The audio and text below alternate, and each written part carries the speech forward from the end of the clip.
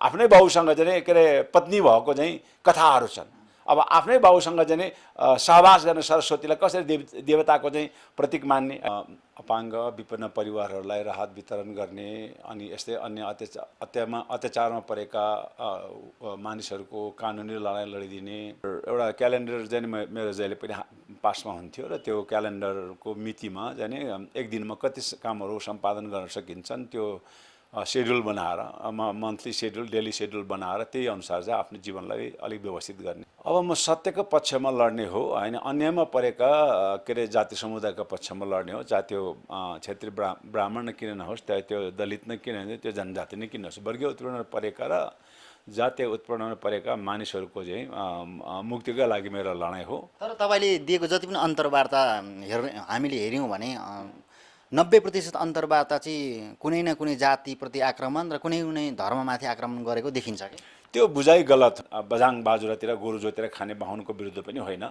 र त्यही कारणले मेरो चाहिँ लडाइँ भनेको चाहिँ राज्य सत्ता विरुद्ध जो विभेदकारी छ, ती नस्लीय चिन्तन भएका शासकहरू जो हामीमाथि चाहिँ विगतको चाहिँ विभेद थोपारिरहन चाहन्छन्। मेरो लडाइँ शासक विरुद्ध हो होइन, त्यो कुनै चाहिँ जातीय रूपमा बाहुन विरुद्ध होइन। सबै शासन सत्ता चाहिँ अगाडिपट्टि देखिने चाहिँ राणा थिए, तर त्यसको चाहिँ ब्याक फोर्स पछाडिमा चाहिँ के थियो भने बाहुनहरू थिएन, किनभने गाउँ पनि डुल्ने, गाउँघरका कुरा पनि बटुले ल्यायो भने उसैको कारणमा चाहिँ अब उसकै बगैँचाको फुल टिपेर गोजीभित्र राखेर मार्ने, अनि फट उताबाट राणाजी चाहिँ आउँदाखेरि यसो निहुरेर ढोक्ने। मलाई केही चाहिँदैन हजुर, म हजुरको चाहिँ गद्दी बैठक भनेको क्याबिनेट हुँदाखेरि गद्दी बैठक हुँदाखेरि म हजुरको चाहिँ कान फुक्न पाऊँ। हिजो राणालाई गाली गर्दा पनि त्यसको पछाडि ब्राह्मणै थियो, हिजो शाहवंशी राजालाई गाली गर्दा पनि त्यसको पछाडि त्यो पण्डितकोमा चाहिँ लावा लस्का लागेर चाहिँ गयो भन्ने चलन अरूले नसुन्ने गरे काने खुसी तालले चाहिँ त्यो राजालाई एक प्रकार आशिष थियो। जोतेर खाने बाहुन होइन, श्रीमानको चाहिँ खुट्टाको पानी धोएर चाहिँ खाने बाहुनीप्रति चाहिँ मेरो त कुनै पनि हालतमा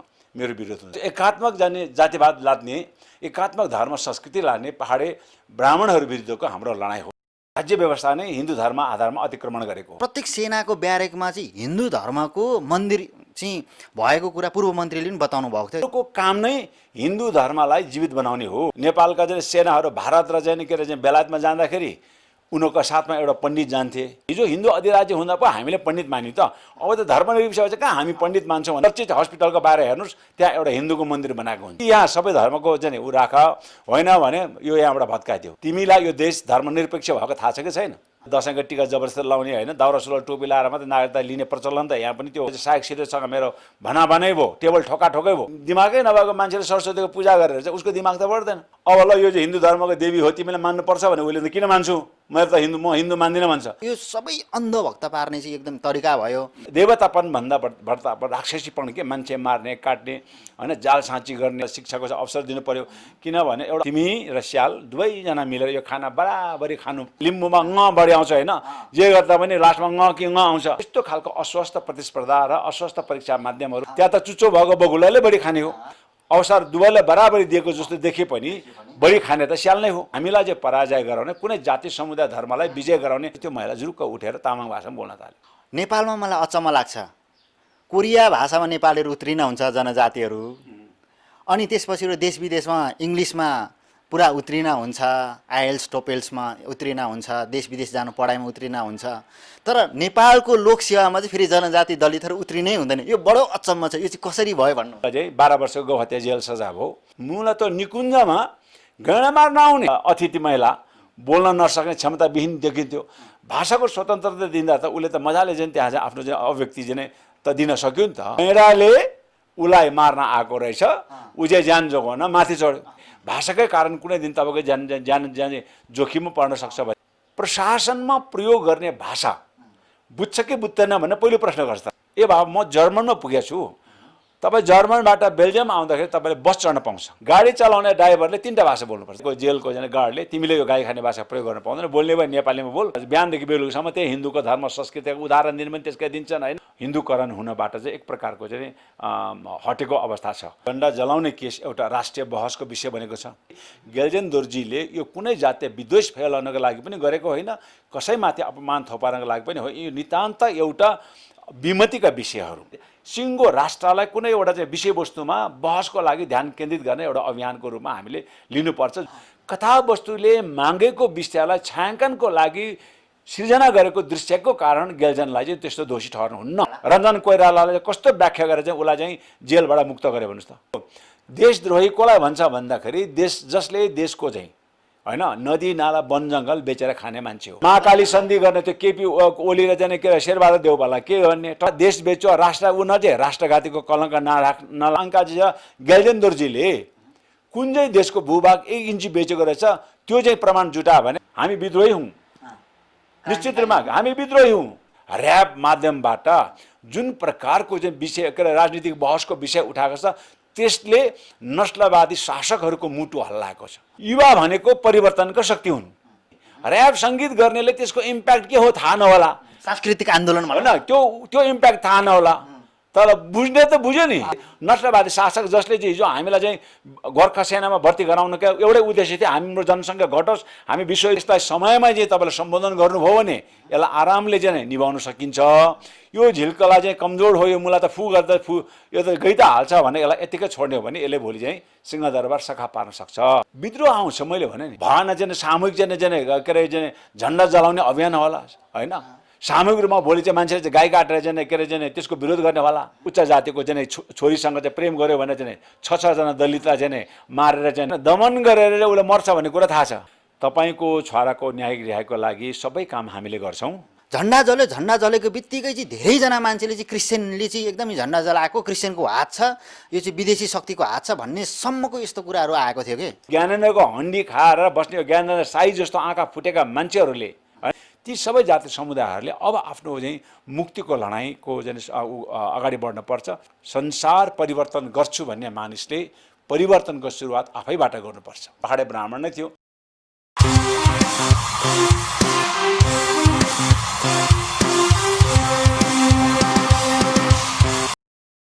नमस्ते दर्शकबिन, यो समयमा तपाईँहरूले हाम्रो स्क्रिनमा देख्नुभएको छ एकदमै परिचित व्यक्ति जसलाई परिचय गरिरहनु आवश्यक छैन जस्तो लाग्छ तपाईँहरूको बिचमा, जो चाहिँ हाम्रो जनजाति दलित निमुखा अनि गरिबीहरूको पक्षमा बढिरहनुहुन्छ।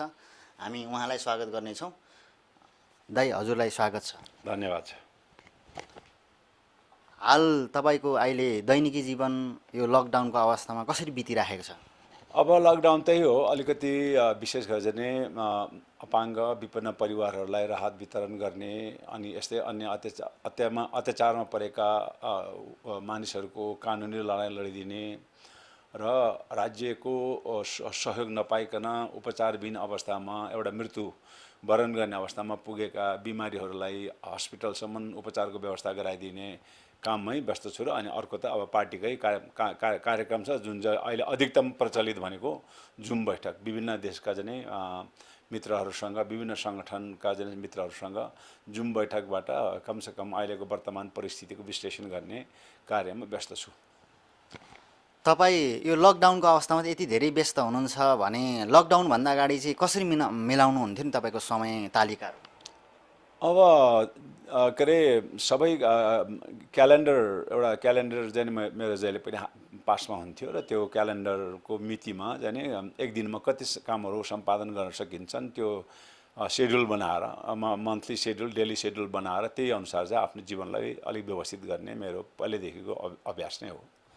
तपाईँ कहिले कुन काम गरेर एकदम चर्चामा आउनुहुन्छ? यो चाहिँ तपाईँको आफ्नो कला हो कि अथवा तपाईँ राजनीति गर्नको निम्ति यो कुरा गरिरहनु भएको छ कि भनेर धेरैले कमेन्ट गरेको छन् होइन। सामाजिक सञ्जालमा कति कमेन्ट हेर्नुहुन्छ होला, कति कमेन्ट व्यस्तताको कारणले हेर्न सक्नु पनि हुनुहुन्न।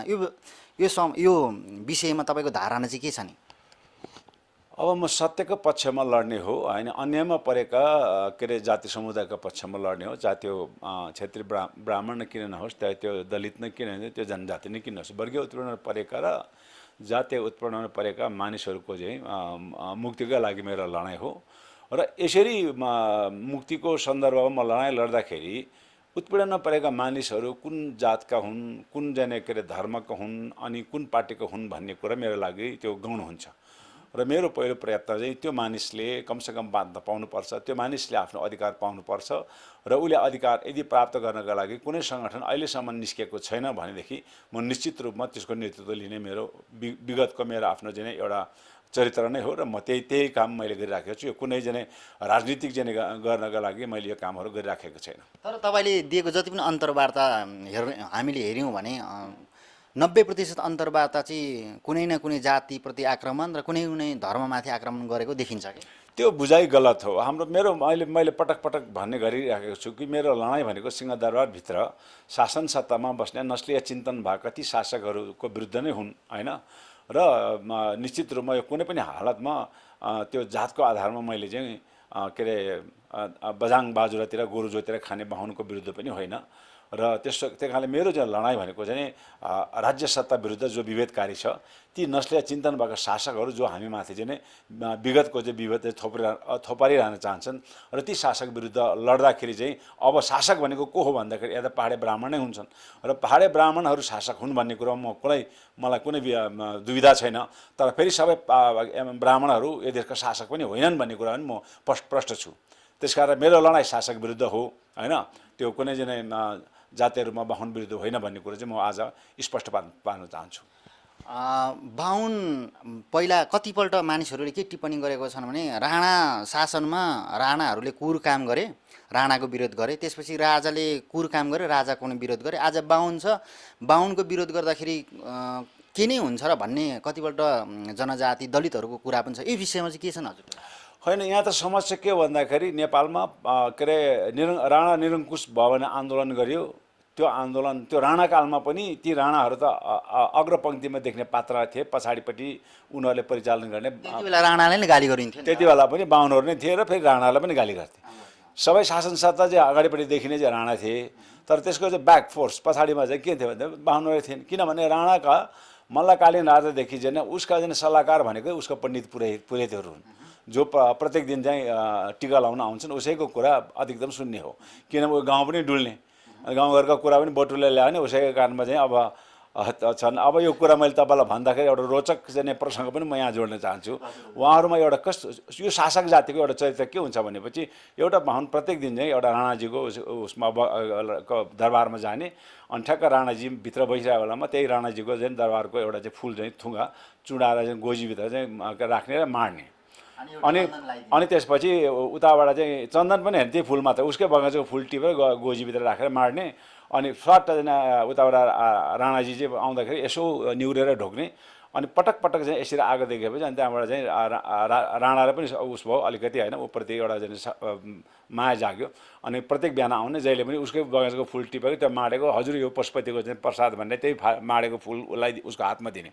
एवं रीतिले चाहिँ उसको घनिष्ठ त्यो चाहिँ राजासँग बढ्दै गयो। अनि त्यसपछि एक दिन चाहिँ राजाले सोध्यो, ए बाजे, ए पण्डित के छ भन भन्दा मलाई केही चाहिँदैन हजुर, म हजुरको चाहिँ गद्दी बैठक भनेको क्याबिनेट हुँदाखेरि गद्दी बैठक हुँदाखेरि म हजुरको चाहिँ कान फुक्न पाऊँ भनेछ।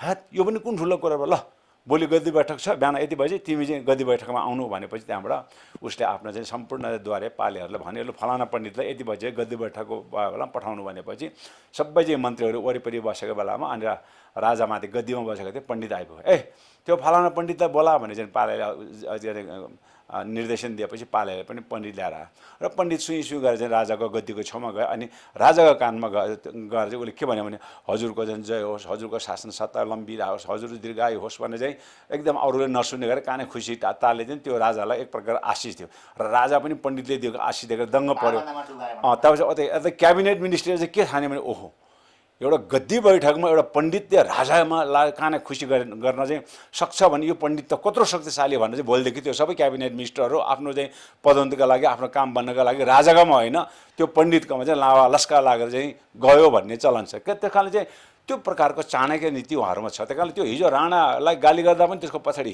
ब्राह्मणै थियो, हिजो शाहवंशी राजालाई गाली गर्दा पनि त्यसको पछाडि पहाडे ब्राह्मण नै थियो। र राणा फाले पञ्चायत आयो त्यही ब्राह्मण शासक भए, पञ्चायत फालेर बहुदलीय व्यवस्था आयो फेरि त्यही ब्राह्मण शासक भए, भएन त्यो बहुदलीय व्यवस्था फालेर गणतन्त्र राज्य व्यवस्था भयो, यत्रो जना आन्दोलन भए फेरि पनि यो देशका शासक परिवर्तन भने फेरि त्यही पहाडे ब्राह्मण नै भयो। त्यही कारण त्यो एकात्मक जातिवाद लाद्ने, एकात्मक धर्म संस्कृति लाने पहाडे ब्राह्मणहरू विरुद्धको हाम्रो लडाइँ हो, शासक ब्राह्मणहरू विरुद्धमा। त्यसो भन्दा मैले भन्दैछु नि झापामा चाहिँ गोरु जोतेर खाने बाहुन होइन, श्रीमानको चाहिँ खुट्टाको पानी धोएर चाहिँ खाने बाहुनीप्रति चाहिँ मेरो त कुनै पनि हालतमा मेरो विरोध हुँदैन। उनीहरूप्रति उनीहरूको मुक्तिको लागि त अङ्काजी चाहिँ लड्न तयार छ।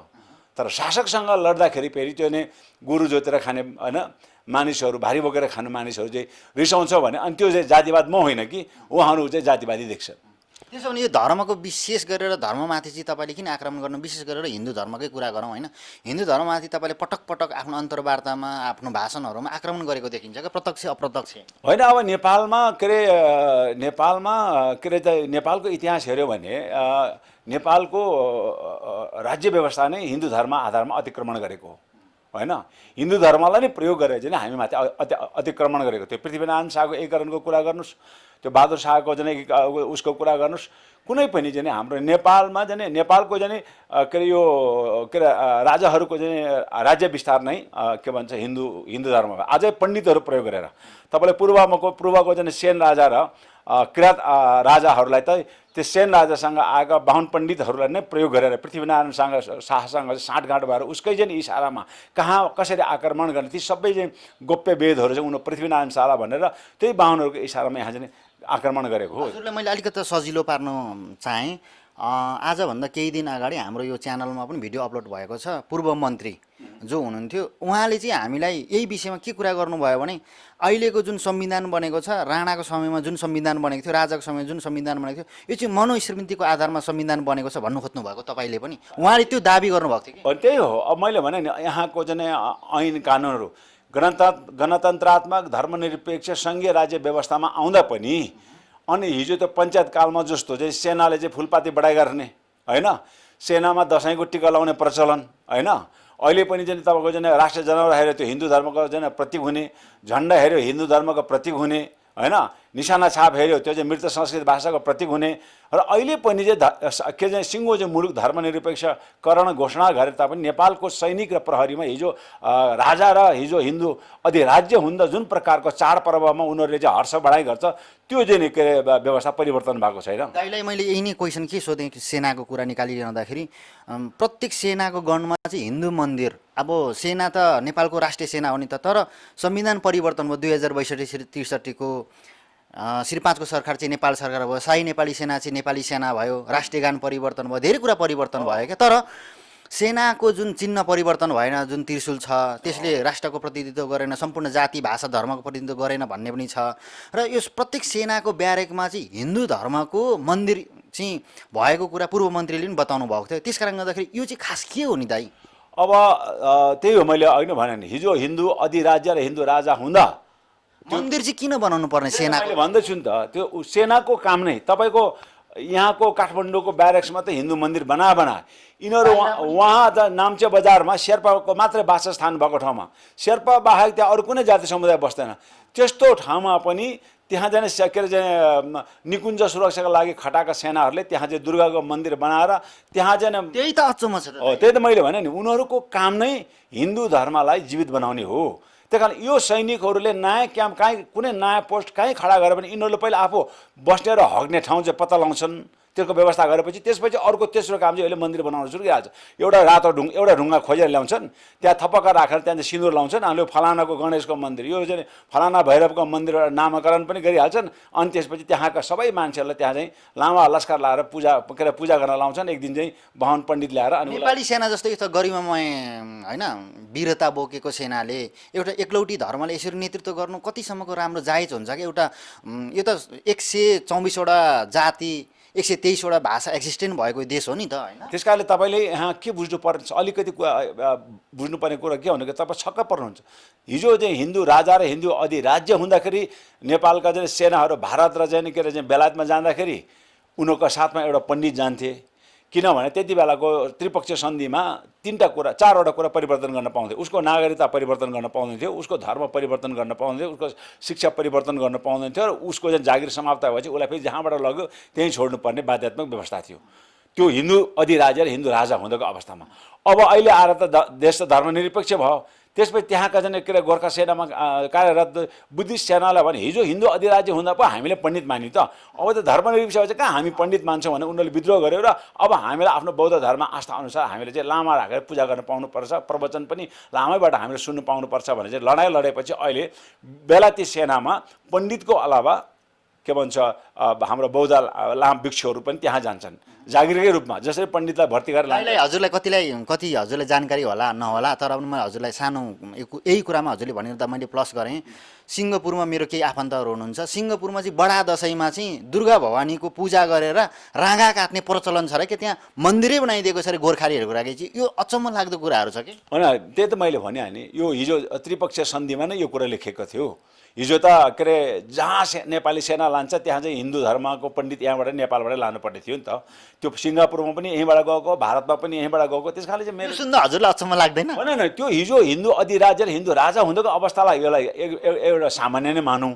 किनभने नेपालमा पनि हामीलाई पनि चाहिँ तपाईँको त्यो दसैँको टिका जबरजस्ती लाउने होइन, दौरा सुरुवाल टोपी लाएर मात्रै नागरिकता लिने प्रचलन त यहाँ पनि त्यो प्रकारको चाहिँ के अरे चाहिँ दमन र शोषण त हामीमाथि पनि थियो होइन।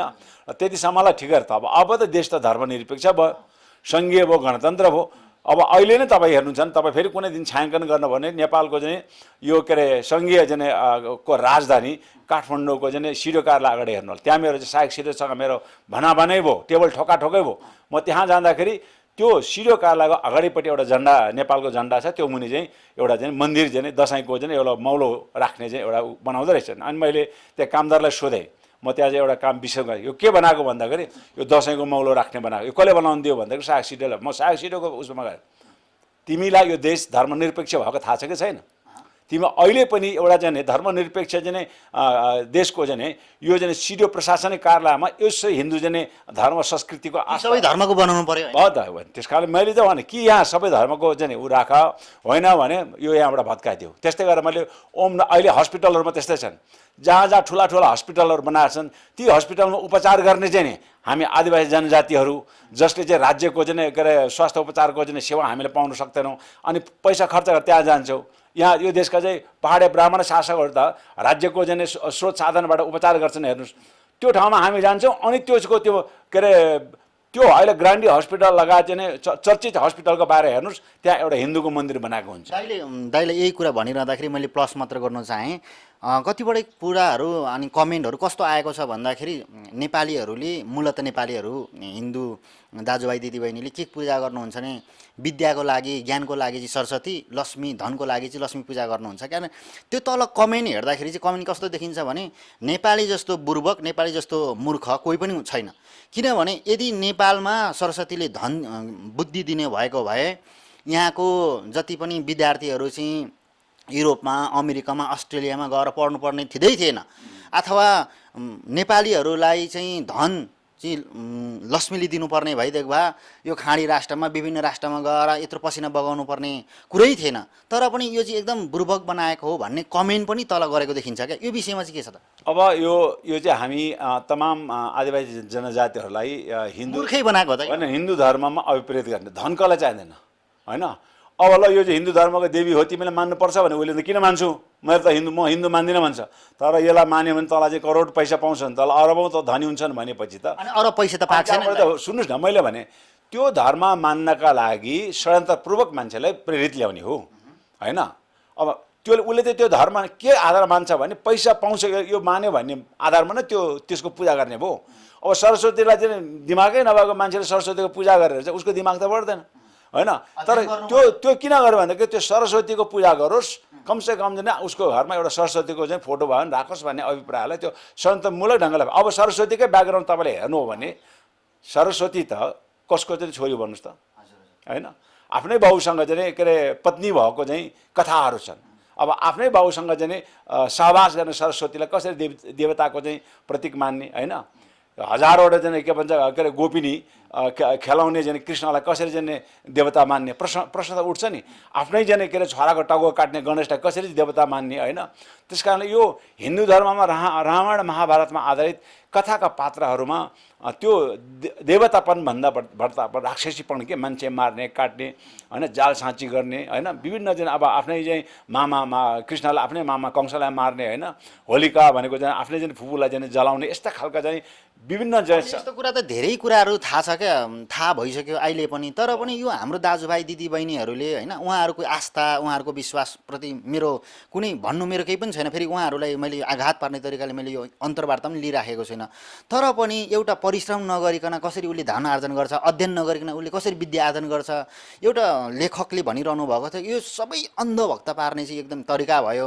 हामी चाहिँ यो देशमा चाहिँ विद्यालय बनाऊँ, हामी यो देशमा चाहिँ तालिम दिउँ, हामीलाई धन कमाउनको निम्ति, धन कमाउनको निम्ति के सिपमूलक कार्यहरू गरौँ, त्यसबाट पो हुन्छ त। एकदम सही कुरा हो। देशमा चाहिँ नि अब सबैलाई आर्थिक रूपले सम्पन्न बनाउनका लागि रोजगारीको अवस्था दिनु पर्यो होइन। लक्ष्मी पूजा गरेर त्यही त अब त्यस्तै सबलाई चाहिँ शिक्षित बनाउनुको लागि चाहिँ कमसेकम चाहिँ नि आदिवासी जनजातिहरूलाई मधेसीहरूलाई आफ्नो मातृभाषाबाट शिक्षाको चाहिँ अवसर दिनु पर्यो।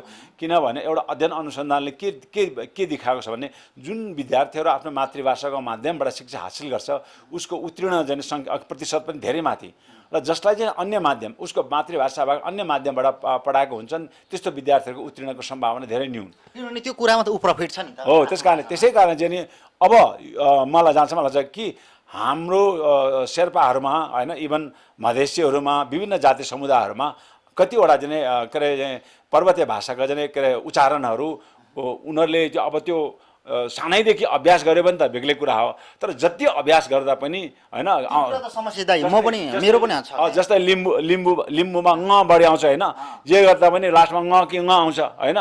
अब के चाहिँ भोलि निबन्ध लेखेर लास्ट सबै शब्दको पछाडि ङ राखेपछि त्यो त तामाङमा फेरि आकार लाएर भन्छ, गयो भन्दैन गायो गर्छ होइन, त्यहाँ मर्यो भन्दैन मार्यो गर्छ होइन। अब यसरी चाहिँ नि अब तराईका चाहिँ मधेसी थारूहरूले लिए लाइ भन्ने चाहिँ त्यो प्रयोग गर्दैनन्। त्यस कारणले चाहिँ मानिसहरूलाई भाषाको कारण पनि मान्छेमा अचम्म हुन्छ, कसरी भाषाको कारण चाहिँ मान्छे। अब तपाईँ कल्पना गर्नुहोस् न, लिम्बू भाषामा चाहिँ लोकेर चाहिँ के अरे चकसक तामनाङको बारेमा निबन्ध लेख्नु पऱ्यो भने त त्यहाँ त निश्चित रूपमा लिम्बू नै उत्तीर्ण हुने हो होइन।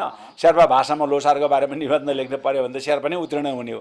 त्यस कारणले यस्तो खालको अस्वस्थ प्रतिस्पर्धा र अस्वस्थ परीक्षा माध्यमहरू अस्वच्छ अन्तर्वार्ता निश्चित रूपमा चाहिँ त्यहाँ अन्तर्वार्ता लिने पनि अधिकतम त हाम्रो मान्छे त हुँदैन। हजुरलाई मैले यिनी प्लस गरेँ है त। एउटा कुरा त्यहाँ मेरो साथीले कोरियाबाट के कमेन्ट गर्नुभएको थियो भने नेपालमा मलाई अचम्म लाग्छ, कोरिया भाषामा नेपालीहरू उत्तीर्ण हुन्छ जनजातिहरू, अनि त्यसपछि देश विदेशमा इङ्ग्लिसमा पुरा उत्तीर्ण हुन्छ, आइएल्स टोपेल्समा उत्तीर्ण हुन्छ, देश विदेश जानु पढाइमा उत्तीर्ण हुन्छ। तर नेपालको लोकसेवामा चाहिँ फेरि जनजाति दलितहरू उत्तीर्णै हुँदैन। यो बडो अचम्म छ, यो चाहिँ कसरी भयो भन्नुहुन्छ? मैले त्यही अब के अरे यो उत्तीर्ण मैले भने नि यो उत्तीर्ण कस्तो खालको उत्तीर्ण भन्दाखेरि नेपालको लोकसेवा हेर्दाखेरि चाहिँ असाध्य स्वतन्त्र छ, कसैले पक्षपात गरेको छ। नेपालको लोकसेवा ठ्याक्क कस्तो छ भन्दाखेरि एउटा बकुला र स्याललाई ठुलो चाहिँ थालमा चट्ट झोल खाना बनाइदियो, लेदो खाना झोल खाना चाहिँ बनाइदियो, अनि त्यहाँ राखेपछि ल बकुला ल तिमी र स्याल दुवैजना मिलेर यो खाना बराबरी खानु पर्यो भने त यो चाहिँ खाना त निश्चित रूपमा त्यो थालको बनावट, खानाको चाहिँ जुन त्यो लेदोपन र स्यालको जिब्रोले गर्दा त त्यो अवसर दुवैलाई बराबरी दिएको जस्तो देखे पनि बढी खाने त स्याल नै हो। अब यसलाई ठ्याक्क उल्टाएर फेरि त्यही स्याललाई चाहिँ बकुलाको बिचमा एउटा सुरहीमा मासुको चोक्टा राखेर ल तिम्रो दुवैजना यो भित्र भएको मासु बराबरी बाँडेर खाऊ भन्यो भने त त्यहाँ त स्यालको त न मुख पर्छ न जिब्रो पर्छ, त्यहाँ त चुच्चो भएको बकुलाले बढी खाने हो। त्यस कारणले नेपालको लोकसेवा परीक्षाहरू, नेपालको ऐन कानुनहरू नितान्त रूपमा चाहिँ त्यो हामीलाई चाहिँ पराजय गराउने, कुनै जाति समुदाय धर्मलाई विजय गराउने प्रकारकै ऐन कानुनहरू छन्।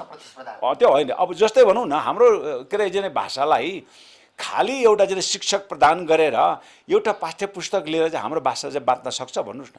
भाषा बाँच्नका लागि उसलाई त कानुनी अधिकार दिनु पऱ्यो नि। एउटा चाहिँ संस्कृत भाषा पढेको आचार्यले यहाँ चाहिँ भोलि चाहिँ सेक्सन अफिसर लड्न पाउने, यहाँ प्रहरी इन्सपेक्टर लड्न पाउने, लेफ्टेनेन्ट कर्नलमा चाहिँ परीक्षा दिनु पाउने, अनि हामी मातृभाषामा चाहिँ आचार्य पास गरेका मानिसहरूले चाहिँ एउटा चाहिँ बहिदारमा पनि लड्न नपाउने भएपछि उसलाई कानुनी त्यो भाषालाई कानुनी मान्यता दिनु पऱ्यो नि त। यही कुरामा मैले एउटा कुरा के प्लस गर्न चाहेँ भने दाइलाई, जब विद्यार्थी हाम्रो विद्यार्थी भाइ बहिनीले एसी दिनुहुन्छ, एसी दिँदाखेरि चाहिँ तपाईँको कम्तीमा नि 35% मान्छे मात्र पास भएको, अरू बाँकी मानिसहरू चाहिँ एकदम फेल भएको मात्र देखिन्छ। यो चाहिँ भाषाकै कारणले भन्नु खोज्नु भएको? सोराना भाषाका कारणले नै मैले अघि नै भने कि हाम्रो एउटा चाहिँ अध्ययनले के प्रश्न देखाएको छ भन्दाखेरि भाषाको माध्यम हैन मानिस जस्तोको क्षमता धेरै चाहिँ नै तलमाथि पार्छ। जस्तै उदाहरणको लागि म तपाईँ भन्छु, मैले एउटा कार्यक्रममै मैले चाहिँ देखेको छु। एउटा तामाङ महिलालाई हामीले चाहिँ महिलाहरूको नभएको कारणले उसलाई उपस्थित गराए। अब जब उसले पनि आसन ग्रहण त गर्यो, बिचरा ऊ चाहिँ के अरे धेरै साक्षर पनि थिएन। अब अतिथि आसन गराएर बोल्न त पर्यो, अनि त्यो महिलाले बोल्न भन्दाखेरि उसले टाउको हल्लायो। मलाई थाहा थियो ऊ तामाङ समुदायको हो, उसलाई चाहिँ भाषा प्रतिबन्धित गर्दा उसको बोल्ने क्षमता हरा। अनि मैले भने तामाङ भाषामा बोल्नुहोस् न, तपाईँलाई कुन भाषा बोल्न आउँछ त्यही भाषामा बोल्नुहोस् भनेपछि त्यो महिला जुरुक्क उठेर तामाङ भाषामा बोल्न थाल्यो। तामाङ भाषामा चाहिँ उसले यति चाहिँ राम्रो बोल्यो कि त्यहाँका चाहिँ सबै के अरे चाहिँ उहरूले ताली बजाए। किन भन्दाखेरि उसले सम्पूर्ण त्यो गाउँलेले बुझ्ने भाषामा त्यहाँको गाउँले जनताले भोग्नु परेको समस्याको बारेमा बताए। अन्त भनेपछि भाषालाई प्रतिबन्धित गर्दाखेरि त्यही चाहिँ अतिथि महिला बोल्न नसक्ने क्षमताविहीन देखिन्थ्यो। भाषाको स्वतन्त्रता दिँदा त उसले त मजाले चाहिँ त्यहाँ चाहिँ आफ्नो चाहिँ अभिव्यक्ति चाहिँ त दिन सक्यो नि त। त्यस कारण मैले भनेको भाषाको कारण धेरै समस्याहरू, जस्तै मैले उदाहरण पनि दिने, धेरै पटक मैले उदाहरण पनि दिएँ। न्यायालयमा भाषा प्रतिबन्धित हुन्छ के हुन्छ भन्ने कुरो म तपाईँलाई एउटा राम्रो उदाहरण दिन्छु, सबैले बुझ्ने। मैले अघि नै भने तामाङ शेर्पाहरूले आकार नलाइकन बोल्दैन, गयो भन्नै जान्दैन, के भन्छ गायो गर्छ हैन। त्यस कारणले अब तामाङ र शेर्पाहरू एउटा चाहिँ अब कसैले रिपोर्ट गरेर गोरुको मासु चाहिँ खाएको अभियोगमा चाहिँ अदालतमा हाजिर भयो र न्यायाधीशको अगाडि चाहिँ ल के भएको तपाईँहरू भन्नुहोस् त भनेपछि मेरो घरको गोरु मार्यो हैन, अनि काट्यो खायो हजुर भनेछ। ल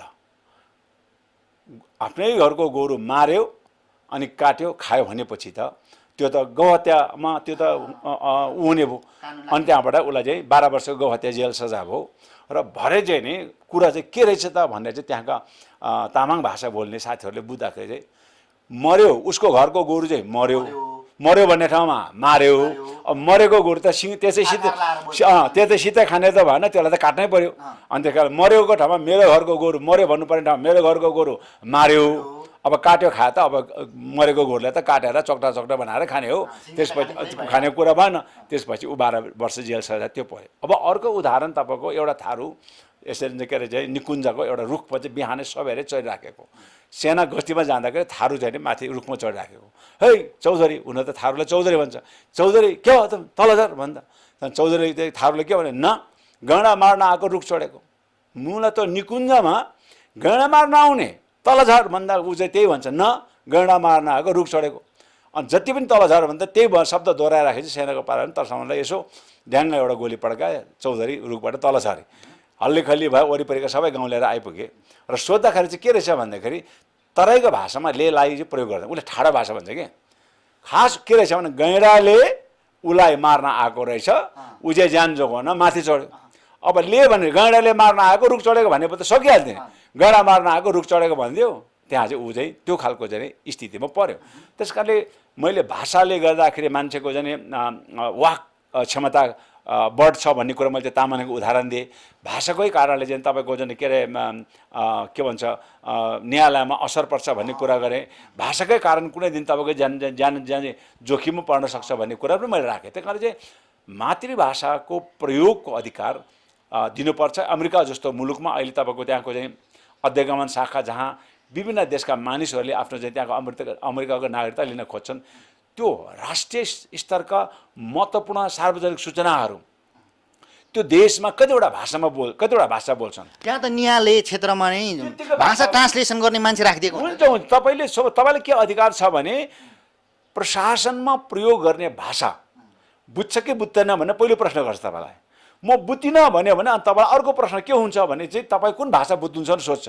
म फलाना भाषा बुझ्छु भनेपछि ल उसँग चाहिँ ट्रान्सलेटर त्यो के दोभाषा छ भने तुरुन्तै त्यो व्यवस्था गरिदिन्छ, छैन भने उसले चाहिँ माफ माग्छ, सरी है आज तपाईँको अन्तर्वार्ता लिन सक्दैन, त्यो दोभाषा हामीसँग छैन, अब हामी 1 हप्ताभित्र त्यस्तो दोभाषाको व्यवस्था गरेर तपाईँलाई अन्तर्वार्तामा बोलाउँछौँ भनेर चाहिँ उल्टो माफी मागेर उसलाई फेरि दोभाषाको अधिकारको लागि अन्तर्राष्ट्रिय प्र्याक्टिस हो नि त। यो त ए बाबा म जर्मनमा पुगेको छु, तपाईँ जर्मनबाट बेल्जियम आउँदाखेरि तपाईँले बस चढ्न पाउँछ, असाध्य एसी प्लेन जस्तो बस।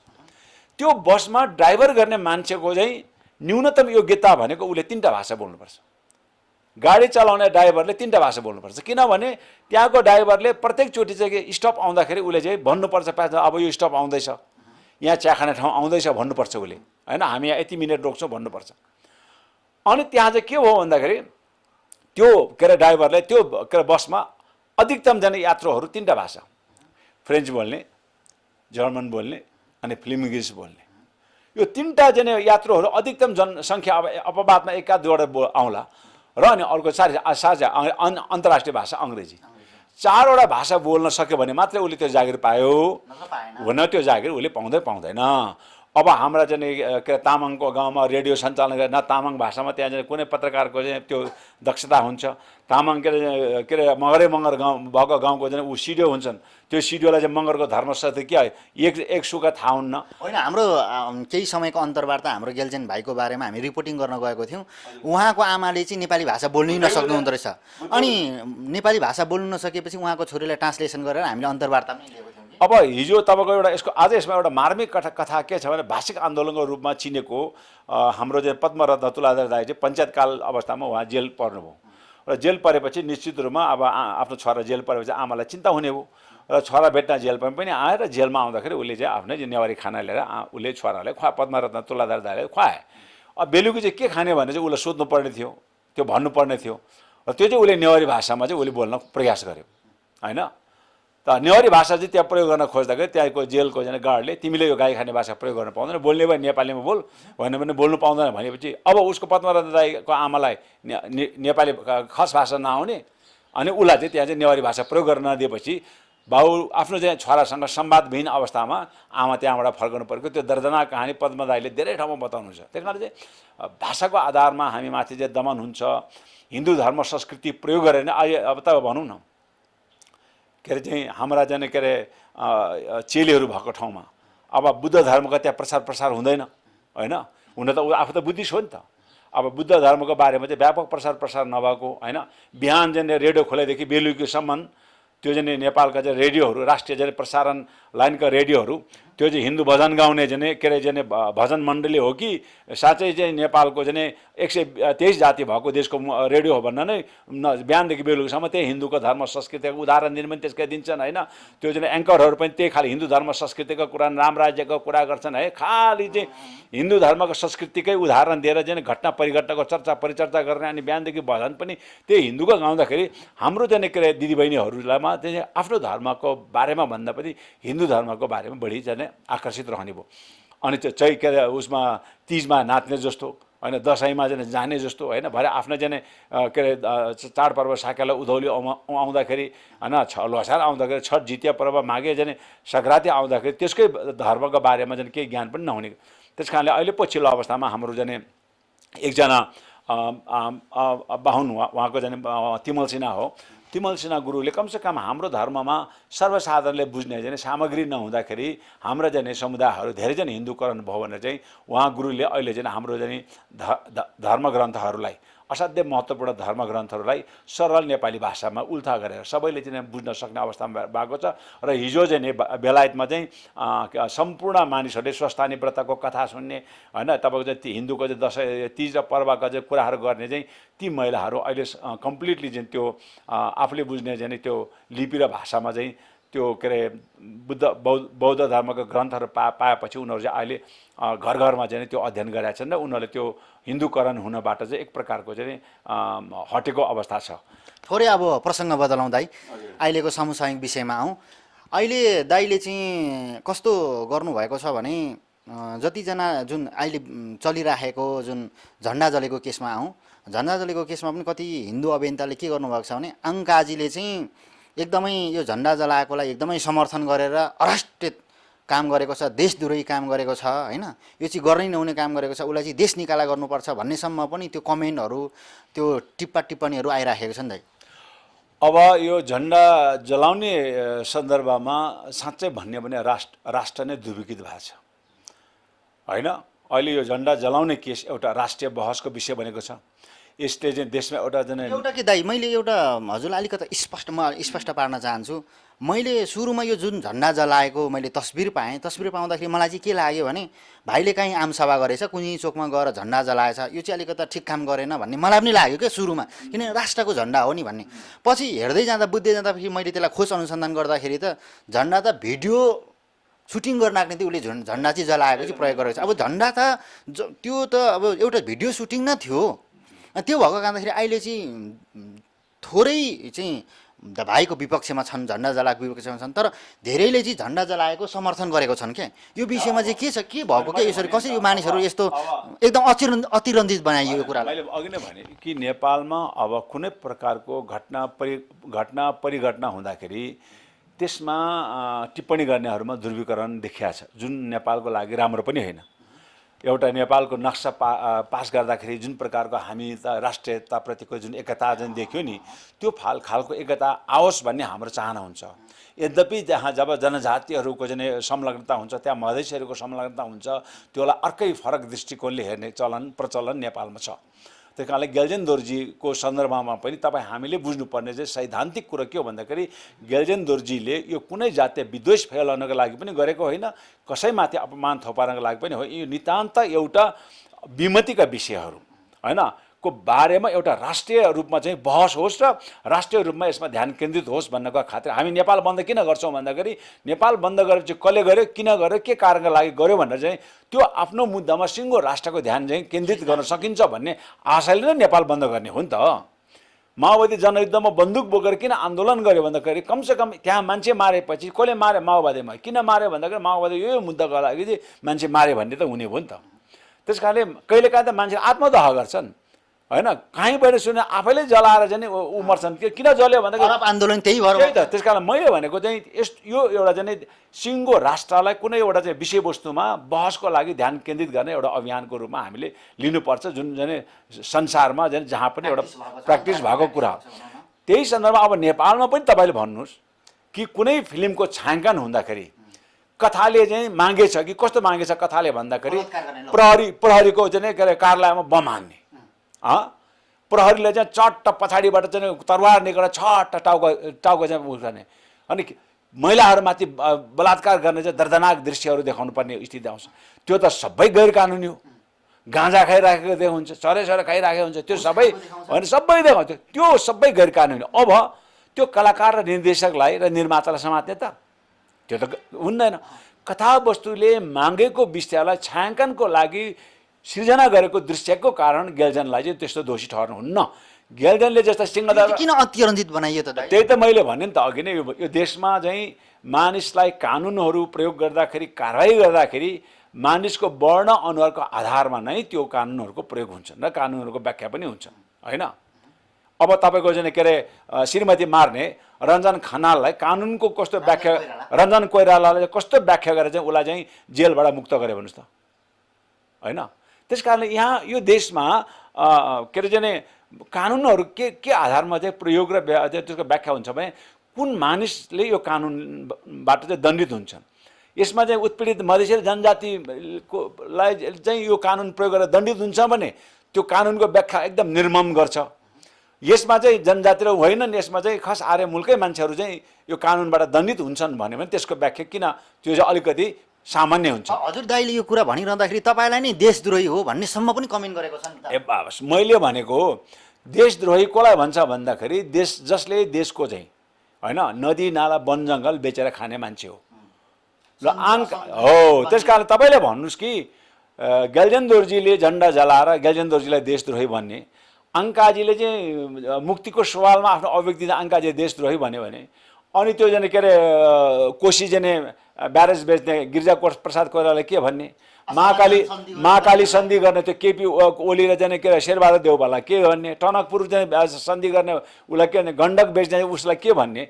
यो देशका नदी नाला बेच्ने होइन, बेचुवा देश बेचुवा राष्ट्र ऊ नजे राष्ट्रघातीको कलङ्क नलाग्ने, अनि उपेन्द्र यादवको अनुहार हेरेर चाहिँ देशद्रोही भन्ने, राजेन्द्र महतोको अनुहार हेरेर देशद्रोही भन्ने, अनि अङ्काजीले चाहिँ गेल्जेन दोर्जीको अनुहार हेरेर देशद्रोही भन्छ भने त्यो त सतै विश्लेषण हो।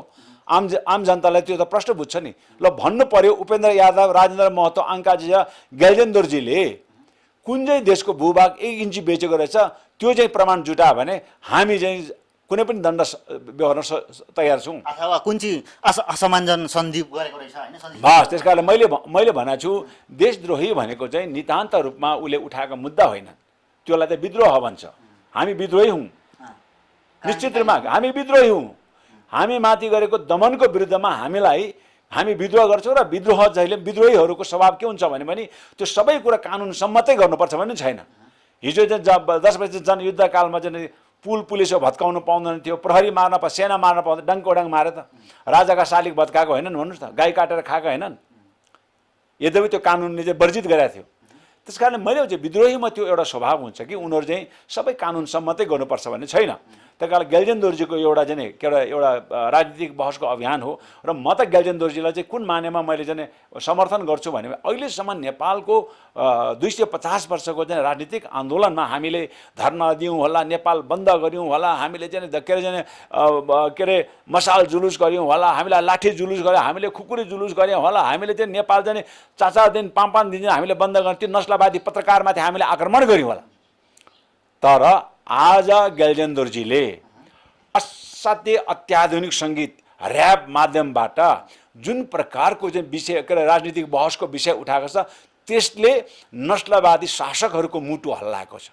नस्लवादी शासकहरूले चाहिँ शासन होइन, दाइहरूले यसो 250 वर्षसम्म यत्रो काम गरिरहँदाखेरि उनीहरूको मुटु नहल्लिने, तर गेल्जेन दोर्जेको 3.5 मिनटको भिडियोले उनीहरूको मुटु हल्लिने चाहिँ के भएर यस्तो? त्यो कारण के हो भन्दाखेरि यो ऱ्याप सङ्गीतले अधिकतम मान्छे युवाहरूलाई तान्छ।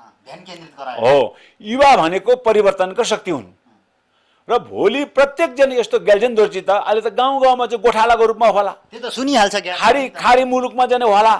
ती युवाहरू ल अब चाहिँ यो सङ्गीतको सन्देशले त मलाई त प्रभावित बनाए, अब म आफ्नो मातृभूमिमा फर्कछु। भोलि चाहिँ त्यो गोर्खाली सैनिकका छोराछोरीहरूले म आफ्नो मातृभूमि मेरो अधिकारको लागि लड्नको लागि विद्रोह गर्नको लागि म नेपालमा जान्छु भने ती सबै चाहिँ फर्क्यो भने अनि सिंहदरबारको स्थिति के हुन्छ? त्यो कुरा त हामीले भन्दा उनीहरूले बुझ्यौँ नि। ऱ्याप सङ्गीत गर्नेले त्यसको इम्प्याक्ट के हो थाहा नहोला, सांस्कृतिक आन्दोलन होइन, त्यो इम्प्याक्ट थाहा नहोला, तर बुझ्ने त बुझ्यो नि। यो साङ्गीतिक माध्यमले देशमा एउटा युवाहरूको बिचमा ठुलो विद्रोहको चाहिँ एउटा जन्म गर्न सक्छ भने त नस्लवादी शासक जसले चाहिँ हिजो हामीलाई चाहिँ गोर्खा सेनामा भर्ती गराउनुको एउटै उद्देश्य थियो हाम्रो जनसङ्ख्या घटोस्, हामी विश्वयुद्धमा मरोस् भन्ने नै हो नि। आदिवासी जनजातिले बुझेनन्, तर उनीहरूले चाहिँ बुझिसक्यो। हो, त्यही हो।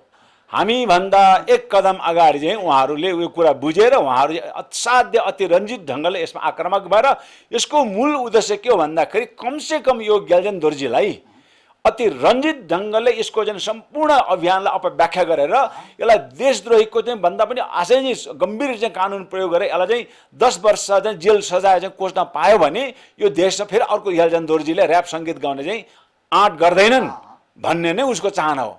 तर नस्लवादी शासकलाई मैले पटक पटक चुनौती दिन्छु, आज गेल्जेन दोर्जीलाई न्यायिक हिरासतबाट चाहिँ सम्मानित जिल्ला अदालतले चाहिँ न्याय दिन्छ भन्ने कुरो हामी विश्वास छु र सम्मानित जिल्ला अदालत अथवा सम्मानित न्यायालय पनि यस्तै खालको चाहिँ पूर्वाग्रही राखेर चाहिँ उहाँले कारवाही गर्छ भने त्योले अहिले त मकवानपुरमा खस भाषामा ऱ्याप गाउने एउटा गेल्जेन दोर्जी जन्मे, भोलि चाहिँ शेर्पालुङमा चाहिँ शेर्पा भाषामा ऱ्याप गीत चाहिँ जन्माउने अर्को चाहिँ गेल्जेन दोर्जी शेर्पा जन्मने छन्, लिम्बुवानमा चाहिँ गेल्जेन दोर्जी सुम्बा हाम्फे जन्मने छन्, यता के भन्छ काठमाडौँ उपत्यकामा नेवारहरू बिचमा चाहिँ गेल्जेन दोर्जी महर्जन जन्मेला, होइन, उहाँ चाहिँ भोलि चाहिँ गेल्जेन दोर्जी थारू जन्मेला।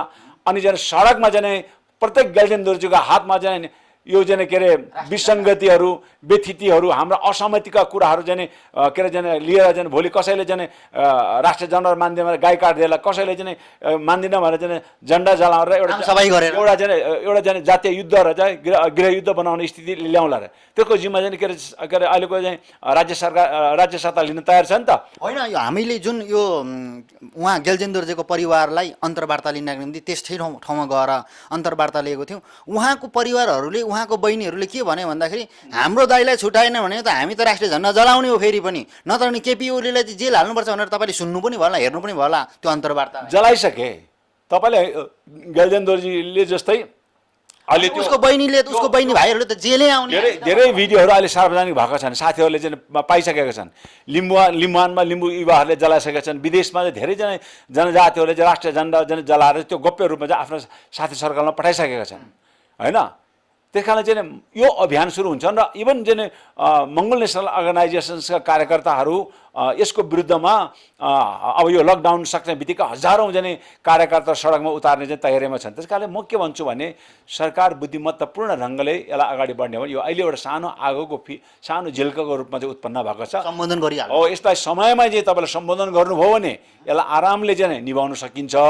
यो झिल्कालाई चाहिँ कमजोर हो, यो मुला त फु गर्दा यो त गइ त हाल्छ भने यसलाई यतिकै छोड्ने हो भने यसले भोलि चाहिँ सिंहदरबार सखा पार्न सक्छ। दाइ गेल्जेन दोर्जेकै बारेमा हामीले यसलाई टुङ्गाइहाल्यौँ यो विषयलाई। गेल्जेन दोर्जे इनकेस निस्किएन भने भित्र हालियो भने उसको टिमलाई अत्याचार गरियो भने हजुरहरूले चाहिँ गर्ने भूमिका के रहन्छ? मैले भने विद्रोह आउँछ, मैले भने नि विद्रोहको स्वरूप के हुन्छ म अहिले नै अनुमान गर्दिनँ, किनभने आन्दोलन र विद्रोहको स्वरूप भनेको समयको आवश्यकता परिवर्तन हुँदै जाने हो। यो संसारभरि भएको प्र्याक्टिस हो। शान्तिपूर्ण धरना होला, शान्तिपूर्ण चाहिँ र्याली होला, भएन चाहिँ सामूहिक चाहिँ के अरे चाहिँ झन्डा जलाउने अभियान होला होइन। सामूहिक रूपमा भोलि चाहिँ मान्छेले चाहिँ गाई काटेर चाहिँ के अरे चाहिँ त्यसको विरोध गर्ने होला होइन। भोलि सामूहिक रूपमा जे पनि हुनसक्छ। भोलि चाहिँ अब भएन अब मुक्तिको लडाइँ चाहिँ अब यो चाहिँ ब्यालेटबाट हुन सकेन, अब चाहिँ ब्यारलबाटै हुनुपर्छ भने भोलि चाहिँ के अरे चाहिँ हतियार उठाउला होइन। त्यस कारणले मैले भनेको यस्तो खालको समतामूलक समाज निर्माणको सन्दर्भमा एउटा कम्युनिस्ट पार्टीले रुल गरेको अवस्थामा अहिले पनि जातको आधारमा मानिसमाथि जुन प्रकारको कानुनी चाहिँ विभेद चाहिँ व्यवहारहरू हुन्छन् होइन, विभेदपूर्ण व्यवहार हुन्छन्, त्यो आफैमा निन्दनीय छ। त्यस कारण चाहिँ म के भन्छु भने पुलिसहरू होइन एउटा चाहिँ गाईको गोरुको मासु खाएको अभियोगमा मुसलमानले मार्ने होइन, एउटा चाहिँ उच्च जातिको चाहिँ छोरीसँग चाहिँ प्रेम गर्यो भने चाहिँ 6-6 जना दलितलाई चाहिँ मारेर चाहिँ के अरे नदीमा फाल्ने। अब भएन चाहिँ गौरमा चाहिँ अहिले एउटा चाहिँ के अरे इभन पहाडे दलित मात्र नभएर चाहिँ तराईका दलित रामचमारलाई जुन प्रकारको प्रहरीले कुटेर मार्यो त्यो आफै एउटा निन्दनीय छ। भएन चाहिँ घुङ्गी टिपेर चाहिँ राष्ट्रिय निकुञ्जमा गएको चेपाङलाई चाहिँ त्यहाँको चाहिँ सेनाले कुटेर मार्ने, यता चाहिँ के अरे चेपाङ र चाहिँ थारूको घर चाहिँ हात्ती प्रयोग गरेर चाहिँ त्यहाँ चाहिँ आगो बालेर चाहिँ घरहरू भत्काइदिने। अनि यस्तो खालको मानिसहरूको चाहिँ जात वर्णका आधारमा जुन प्रकारको राज्य सत्ताबाट जुन प्रकारको निर्मम दमन शोषण गरेको छ यस्तो विस्फोट हुन्छ। जस्तै तपाईँले म धेरै लामो अमेरिकामा तपाईँ हेर्नुहोस् न, भर्खरै एउटा चाहिँ कालो एउटा चाहिँ वर्ण भएको चाहिँ युवालाई त्यहाँको प्रहरीले चाहिँ घाँटी थिचेर चाहिँ 10 मिनट घाँटी थिचेर मार्दाखेरि त्यहाँ त सैनिक प्रयोग गरेर चाहिँ एउटा देशव्यापी आन्दोलन भयो नि। त्यो देशव्यापी आन्दोलनमा अहिले नभोगेको क्षति भयो हो। अब त्यो देशव्यापी आन्दोलनमा अझै के हो सबभन्दा राम्रो खुसीको कुरा भन्दा त्यहाँका न्यायप्रेमी चाहिँ सेतो गोराहरू होइन, इभन त्यो डोनाल्ड ट्रम्प जस्तो अनुहार भएका मान्छेहरूले त्यो काला जातिको चाहिँ अभियानमा साथ सहयोग दिए। अब अफ्रिकाको चाहिँ वर्णभेदको चाहिँ विरुद्धमा चाहिँ त्यहाँ नेल्सन मण्डेलाले गरेको आन्दोलनमा त्यहाँका चाहिँ गोराले सपोर्ट गरे। तर हाम्रो नेपालमा जब आदिवासी जनजाति र उत्पीडन विरुद्धमा मधेसीले आन्दोलन गर्छ यो देशका शासक जाति वर्गहरूमा एउटा कित्ताकाट हुन्छ र त्योले मुद्दा के हो भन्ने कुरा चाहिँ न्यायिक छानबिन नगरेर एककोरो ढङ्गले चाहिँ त्यसको विरोधमा लाग्छन्। यो आफैमा यो चाहिँ दुःखद कुरा हो र यसले चाहिँ दाइ एउटा कुरा यो हजुरले कुरा भनिरहँदाखेरि दमन गर्दाखेरि त राणा गयो, दमन गर्दाखेरि त राजा गयो, दमन गर्दाखेरि त अहिलेको यो जुन शासकहरू यहाँ आइपुग्नु भएको छ उहाँहरूलाई थाहा छ नि त दमन गर्दाखेरि त पत्ताउनु भइँदो रहेछ, जनताले खेद्ने रहेछ, अनि फेरि पनि किन दमन गरिराखेको त? अब त्यो दमन नगरिकन त्यो नटिक्ने भयो, जाने त ऊ त्यसै जाने भयो। दमन नगरेन भने होइन बस्ने भयो, दमन गऱ्यो भने बस्ने भयो होइन। अब दमन नगऱ्यो भने उता जाने भयो होइन। त्यस कारणले उसले आफ्नो अस्तित्वलाई जोगाउनका लागि सबै हातखण्ड प्रयोग गर्न ऊ तयार छन् होइन। उसलाई थाहा छ दमन गर्दाखेरि पतन हुन्छ भन्ने त थाहा छ त, यत्रो बाबा सुन्नुहोस् न, प्र्याक्टिस यत्रो उदाहरणहरू छ त। मैले भन्दैछु नि त, सिक्नु पर्दैन, मर्नुभन्दा बहुलाउनु निको भन्छ नि होइन। दमन गरेर उसले मर्छ भन्ने कुरा थाहा छ। अरू दमनै नगरेर चाहिँ स्वतन्त्र ढङ्गले चाहिँ लडाइँ लड्दा पनि भोलि चाहिँ यो चाहिँ अब यहाँको देशका जनतामा चेतना भए अब शासन सत्तासँग शासक परिवर्तन हुनुपर्ने आवाजहरू दलभित्र उठ्न थाले। ढिलो चाँड त उनीहरू जाने नै भयो। पहिलो संविधान सभाको विघटन पनि त्यही कारणले गरेको त हो नि। यो संविधान सभा रहे आदिवासी जनजाति र मधेसीहरू अधिकार सम्पन्न हुने भए, अधिकार सम्पन्न मात्र होइन देशका शासक नै उनीहरू हुने भए, शासन सत्तामा उनीहरूको चाहिँ बहुसङ्ख्यक उपस्थित हुने भए।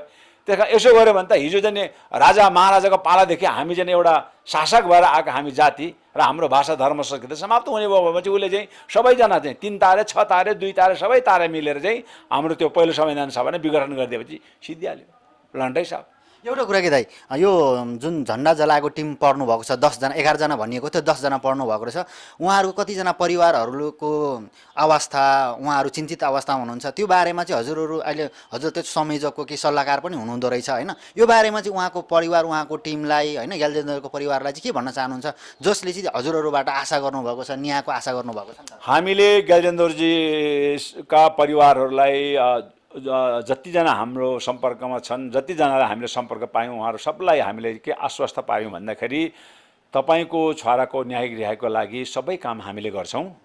तपाईँ सबै टिमलाई तपाईँ आर्थिक रूपले तपाईँ चिन्ता लिनु पर्दैन। हामी आर्थिक सङ्कलन हाम्रो आफ्नै गोजीको खल्तीको पैसा उठाएर भए पनि उसको चाहिँ न्यायिक प्रतिरक्षाको लागि लाग्ने खर्च हामी बेहोर्छौँ। उसलाई अहिले जेलमा राउन्जेलसम्म खाना लाउनको व्यवस्था हामी गर्छौँ होइन। हिजो हामी उसलाई लुगा किनेर लगिदिएँ, औषधि किनेर लगिदिएँ, उसलाई चाहिँ त्यहाँ बिहान बेलुका खाजाको लागि चाहिँ आवश्यक पैसाको हामीले व्यवस्था गरिदिएको छु होइन। दाइ त हजुरले यस्तो असल काम गरिरहँदाखेरि चाहिँ तपाईँले त उचालेर जनजातिलाई उचालेर देशद्रोहीकोसम्म कुरा गरेको छन्, यो चाहिँ कस्तो अचम्म छ? मैले भने नि लाग्दैन हजुर? मलाई यसमा पटक्कै खेद छैन। मैले किन मलाई खेद यसमा लाग्दैन किन भन्दाखेरि मैले भने नि अब यो देशका शासकहरूले चाहिँ समग्र नेपाली भनेको 3 करोड नेपाली हो र 3 करोड नेपालीभित्र यहाँका 24% मधेसीहरू पर्छन्, यहाँका जन 36% पनि यहाँका चाहिँ के अरे आदिवासी जनजातिहरू पनि नेपाली हुन्, यहाँका चाहिँ 14%भन्दा बढी सङ्ख्या भएका चाहिँ दलित हुन्, यहाँका चाहिँ के अरे बौद्धिस्ट, यहाँका किराँत होइन, यहाँका जैन, यहाँका चाहिँ इस्लाम, यहाँका चाहिँ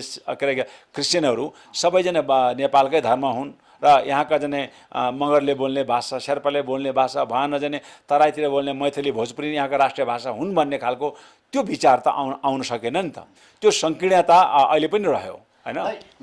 यसै कुरामा मैले के निरन्तरता दिनु चाहेँ भने जब झन्डा जल्यो, त्यो भिडियोमा जुन झन्डा जलेको बित्तिकै चाहिँ यहाँ चाहिँ के भइराखेको छ भने नेपालमा चाहिँ कता न कताबाट चाहिँ क्रिस्चियनलाई आक्रमण गरिहाल्ने कि झन्डा जल्यो, झन्डा जलेको बित्तिकै चाहिँ धेरैजना मान्छेले चाहिँ क्रिस्चियनले चाहिँ एकदमै झन्डा जलाएको क्रिस्चियनको हात छ, यो चाहिँ विदेशी शक्तिको हात छ भन्ने सम्मको यस्तो कुराहरू आएको थियो कि यो चाणक्य नीतिभित्र पर्छ। चाणक्य नीतिमा के पर्छ भन्दाखेरि भए अर्कालाई कन्भिन्स गर्नु, कन्भिन्स भनेको बुझाउनु, अनि त्यो कन्भिन्स गरेर चाहिँ सक्दैन, उसलाई कन्भिन्स गर्न सक्दैन भने उसलाई कन्फ्युज गराउने कुरा बुझौँ होइन। कन्फ्युज गरेपछि त्यो मान्छेले त एकछिन त होइन कन्भिन्स गराउन सकेन त्यो मान्छेलाई भने त्यसलाई चाहिँ कन्फ्युज गराइदिएपछि के हो त यो त यस्तो भन्छ त भनेर चाहिँ मान्छे एकदम दिग्भ्रमित भएपछि त्यो मान्छे शक्तिहीन अवस्थामा हुन्छ। त्यही कारणले चाहिँ अब त्यो ग्याल्जेन्दरजीको छायाङ्कन गरेको भिडियोमा पछाडिपट्टि नेपालमा जन्मेको बुद्धको फोटो त्यहाँ राखेको छ। ग्याल्जेन्दरजीको घाँटीमा हाम्रो बुद्धले चाहिँ जप्ने बुद्ध चित्तको माला छ। यता ग्याल्जेन्दरजीको दायाँ बायाँ चाहिँ बुद्धको झन्डा छ र यो भिडियो चित्रको अन्तिम चाहिँ फिनिसिङ सटमा पनि ग्याल्जेन्दरजी एउटा चाहिँ झोलङ्गे पुलमा चाहिँ बुद्धको झन्डा काँधमा हेरेर ऊ चाहिँ फर्किरहेको अवस्था छ। अनि यस्तो बुद्धको चाहिँ प्रतिमालाई राखेर पूजा गरेको चिजलाई यो ज्ञानेन्द्रको हन्डी खाएर बस्ने ज्ञानेन्द्र साई जस्तो आँखा फुटेका मान्छेहरूले होइन, एउटा अब भौतिक चितवनबाट एकजना महिलाले भौतिक आँखा नभएको भन्दा पनि एउटा चाहिँ एउटा बुद्धिको चाहिँ होइन चेतनाको चाहिँ आँखामा चाहिँ बिर्को लागेको यो चाहिँ यो असाध्य चाहिँ दुराशाही चाहिँ भावना भएको अतिरञ्जित होइन दाइ, एकदम निकृष्ट। मैले भने चाहिँ नि ज्ञानेन्द्र शाही यो देशमा पानी धमिलो बनाएर यहाँको चाहिँ राजनीतिक उसलाई चाहिँ प्रत्येक कुरालाई चाहिँ असाध्यै धमिलो बनाएर चाहिँ राजतन्त्र फिर्ता हुन सक्छ कि भने चाहिँ यो देशका पछि त उसले त माफी पनि मागेको छ त, कसले कहाँ मागेको छ हो। त्यही कारणले त्यस्तो खालको चाहिँ एउटा युवा चाहिँ विश्लेषकले यस्तो चाहिँ चरम लापरवाही गर्नुहुन्न। त्यही कारणले यस्तो खालको चाहिँ एउटा बुद्धको झन्डालाई क्रिस्चियन भन्नु होइन, बुद्धको फोटोलाई चाहिँ उस भन्नु होइन। अब क्रिस्चियन आफैमा एउटा धर्मनिरपेक्षको आधारमा खोलेका संस्थाहरू हुन्। नेपालमा धर्मनिरपेक्ष भइसक्यो होइन, के अरे जाने राज्यले धर्म नमान्ने व्यक्तिले कुन धर्म मान्ने अथवा कुनै धर्म नमान्ने अधिकार उसमा निहित छ होइन। अब उहाँले देख्नु भएको छ अमेरिकाबाट विदेशी युरोप मुलुकबाट कतिजना मान्छेहरू चाहिँ यहाँ चाहिँ गुम्बामा लामा पडिराखेका छैनन्। भएन उहाँहरूकै हरे राम हरे कृष्ण चाहिँ भजन कीर्तन गाएर सडकमा नाचेका चाहिँ विदेशीहरू हामीले देख्छौँ होइन। पछिल्लो समयमा के दाइ हजुरले दिएको अन्तर्वार्ताहरूमा हजुरले दिएको जति पनि अभियान कार्यक्रमहरूमा चाहिँ हजुरले चाहिँ आदिवासी जनजाति, दलित र क्रिस्चियनहरूप्रति चाहिँ अलिकता लचक्ता भएर चाहिँ त्यो बहस गरेको देखिन्छ। यसको पछाडि चाहिँ खास के छ? यसको तपाईँको राजनीति गर्ने रणनीति पो हो कि साँच्चै नै त्यो दमनमा परेको मान्छेहरूको पक्षमा बोलेको पो हो कि भन्ने कुराको पनि मान्छेहरूले जिज्ञासा एकदम जगाइराखेको राखेको छ, किनभने तपाईँतिर अहिले चाहिँ धेरैजना मानिसले आफ्नो ध्यानलाई केन्द्रित गरेको देखिन्छ क्या। क्रिस्चियनप्रति अहिले अलिक तपाईँ उदारता भएर बोलेको देखिन्छ, यसको खास के कुरा छ? अब हामी धर्मनिरपेक्षका अभियन्ता हौँ। धर्मनिरपेक्षले कुनै धर्ममाथि होइन र जनजाति अभियन्ता हौँ, कुनै चाहिँ के अरे उसले कानुनले कुनै जातिमाथि चाहिँ विभेद गर्छ, त्यो विभेदपूर्ण व्यवहार गर्छ भने हाम्रो लडाइँ हो। मैले भन्यो क्रिस्चियनका चाहिँ म आफै त बौद्ध मार्गी हुँ, म बुद्धिस्ट हुँ, मेरो घरमा चाहिँ बुद्धको पूजा हुन्छ होइन। तर मैले क्रिस्चियनको बारेमा किन बोल्छु भन्दाखेरि उहाँहरू पनि एउटा धर्मनिरपेक्ष अन्तर्गत एउटा खोलेको चाहिँ एउटा धार्मिक संस्था हो। र हिजो चाहिँ के अरे यो देशमा हिन्दू पण्डितहरूले चाहिँ होइन स्वस्थानी व्रतको कथा किताब चाहिँ बोकेर रामायण महाभारत बोकेर मगर गाउँ चाहिँ के अरे चाहिँ राई गाउँमा पसेर उनीहरूलाई त्यहाँ महाभारत रामायणको कथा स्वस्थानी व्रतको कथा सुनाएर उनीहरूलाई हिन्दूकरण गर्दाखेरि चाहिँ उनीहरूमाथि कानुनी प्रतिबन्ध नलाग्ने। अनि अहिले क्रिस्चियनले आफ्नो स्व अध्ययनको लागि आफ्नो गोजीमा एउटा बाइबल पढ्दाखेरि त कहाँ चाहिँ धर्म प्रचार गर्न हिँड्यो भने चाहिँ त्यो ढङ्गले त बुझ्नु भएन नि। यदि क्रिस्चियनमाथि बाइबल बोकेर गाउँ पसेर कारवाही हुन्छ भने त्यो हिन्दू पण्डितमाथि नै कारवाही हुनु पर्यो। मेरो भनाइ त्यति सिम्पल। तर हुँदैन नि हो, त्यो नहुने कारण नै मैले चाहिँ विरोध गर्ने हो। अनि मलाई चाहिँ मान्छेले भन्छन् यो चाहिँ क्रिस्चियनको चाहिँ अभियन्ता हुँ भन्ने ढङ्गले हिँड्छ होइन। होइन दाइ, म हजुरलाई एकदम शालीन तरिकाले एउटा प्रश्न गर्न चाहेँ। तपाईँलाई चाहिँ के आरोप आएको छ भन्दाखेरि तपाईँ चाहिँ जुन तिब्बती शरणार्थी विदेशी दलाल डलर खाने क्रिस्चियनहरूको चाहिँ एकदमै होइन अलिक शब्द अलिक तलमाथि भयो होला, मलाई माफ गर्नु होला होइन, यो एकदमै डलरे यस्ता कुराहरू चाहिँ तपाईँमाथि एकदमै त्यो सोसियल मिडियामा आक्रमण भएको देखिन्छ कि। अब तिब्बती जुन भयो हाम्रो जाने वंश तिब्बती मूलको हुन्, त्यसमा कुनै शङ्का छ। तर अब तिब्बती मूलको भन्ने बित्तिकै हामी यो देशका आदिवासी शेर्पाहरू यो देशका आदिवासी होइनन् हो कि होइनन् भन्दाखेरि हिजो गोर्खा राज्य र भोट राज्य बिचमा लडाइँ पटक पटक लडाइँ गर्दाखेरि कसैले पनि त्यो हिमाली क्षेत्र चाहिँ हिमवत क्षेत्रमा चाहिँ आफ्नो स्थायी कब्जा जमाउन नसकेपछि त्यो तत्कालीन गोर्खा जाने राजा र तत्काल भोट राजाको बिचमा चाहिँ सन्धि सम्झौता भयो। सन्धि सम्झौता गर्दाखेरि उत्तरका चाहिँ हाम्रो राज्यको हाम्रो स्वशासित चाहिँ हाम्रा राज्यको एक भाग चाहिँ तिब्बतमा पसे र तल्लोको पुच्छरको आदि भाग चाहिँ गोर्खा राज्यमा बसे। भनेपछि त हाम्रो भूभाग चाहिँ गोर्खा राज्यमा पसेपछि त हामी त यहाँको आदिवासी हौँ होइन। त्यही कारण हामीले तिब्बती शरणार्थी भन्ने हो भने त अब उहाँहरूको पनि के अरे जाने पहिचान उहाँको उत्पत्ति थलो उगर्दै जाँदा उहाँ त भारतबाट नै कुमाउ गढवालबाट नै प्रवेश गरेको चाहिँ होइन सुरु अब नेपालको सन्दर्भको कुरा हो। युरो एसिया त सिङ्गो जाने के अरे ककसियनहरूको उत्पत्तिको कुरा भयो, अरू इन्डियनहरूको चाहिँ उत्पत्तिको कुरा भयो। तर नेपालको सन्दर्भमा त हिजो मात्रै चाहिँ मुगल राजाहरूसँग चाहिँ मुस्लिम राजाहरूसँग लडाइँ पर्दाखेरि उनीहरूले चाहिँ त्यहाँबाट खेदेर उनीहरूको चाहिँ असली हिन्दुस्तान बनाउने कल्पनालाई तहस नहस जब मुस्लिम राजाहरूले भना अब चाहिँ नेपालमा असली हिन्दुस्तान नेपालमा बनाउन सकिन्छ भनेर आएका न हुन्। होइन डलर, यो डलर चाहिँ खनाएकै हो त बाहिर विदेशी मान्छेले। अब डलरको कुरा छोडिदिनुहोस्। अब नेपालमा डलर भित्राउने संस्था को हो भन्दाखेरि कि राज्यले भित्राउँछ, राज्यमा त हामी छँदै छैनौँ। संस्थागत रूपमा गैर सरकारी संस्थाहरूले चाहिँ यो चाहिँ डलर भित्राउने हो, विदेशी सहयोग भित्राउने हो। अब नेपालमा खोलेको 38,000 चाहिँ गैर सरकारी संस्थाको दर्ता कहाँ छ भन्दाखेरि यो गैर सरकारी संस्था महासङ्घ नेपालमा छ होइन। त्यो संस्थाका अधिकतम जनसञ्चालकहरू यो नेपालका एमाले र काङ्ग्रेसका शक्तिशाली नेताहरूका श्रीमतीहरू छन्। आर्जु देउबाको कुरा गर्नुहोस्, राजेन्द्र पाण्डेका श्रीमतीको कुरा गर्नुहोस्, ईश्वरजन पोखरेलका श्रीमतीको कुरा गर्नुहोस्, उहाँहरू सबैले नेपालमा दलितको नाउँमा जनजातिको नाउँमा महिलाको नाउँमा यो के अरे थारूहरूकै छन् यो के अरे यो कमलरीको नाउँमा विभिन्न संस्था खोलेर चाहिँ अरबौँ डलर भित्र छ। अनि धान खाने मुसो चोट चाहिँ हामीलाई दिए त। एउटा कुरा दाइ के भन्छ, मैले एउटा कुरा के भएको देखेको थिएँ भन्दाखेरि होली वाइन खाने क्रिस्चियनहरूले होली वाइन खाने कुरामा त्यहाँ कस्तो भएछ भन्दाखेरि होली वाइन खाने के भन्छ डाक्ने चाहिँ 1 लाख डलर बाहुनै पर्नु भएछ त्यहाँ। अनि त्यसपछि त्यहाँ डलर वितरण भएछ 1 करोड। हाम्रो अहिलेको तत्कालीन प्रधानमन्त्री केपी ओली पर्नुभएको छ, बाहुनै पर्नुभएको छ। अन्तिममा विरोध पनि होली वाइन खायो क्रिस्चियनहरूले हाम्रो धर्म संस्कृति बिगार्यो भन्ने पनि बाहुनहरू नै पर्नुभएको छ। तर अन्तिममा चाहिँ जनजाति दलितहरूमाथि चाहिँ उहाँहरूले पुरै आक्रमण भएको देखेको थियो। यो के लाग्यो हजुरलाई? अनि मैले भन्दैछु नि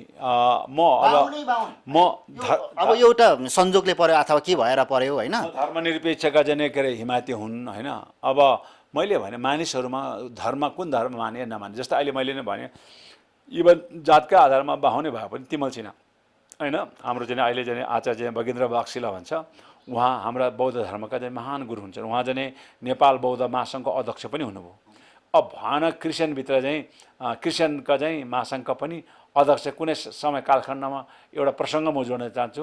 एउटा धार्मिक सभा भएको थियो नेपालमा, धर्मनिरपेक्षको सन्दर्भमा धार्मिक सभामा हामी सहभागी थियौँ र त्यो धार्मिक सभाको वक्ताहरू चाहिँ सबै धर्म सम्प्रदायका महासङ्घका चाहिँ अध्यक्षहरू ल्याउने भनेपछि नेपाल बौद्ध महासङ्घको अध्यक्ष संयोगवश त्यति बेला त खेम्पो चाहिँ हाम्रो तिमल सिन्हा हो होइन, उहाँ चाहिँ अहिले बौद्ध महासङ्घको अध्यक्ष।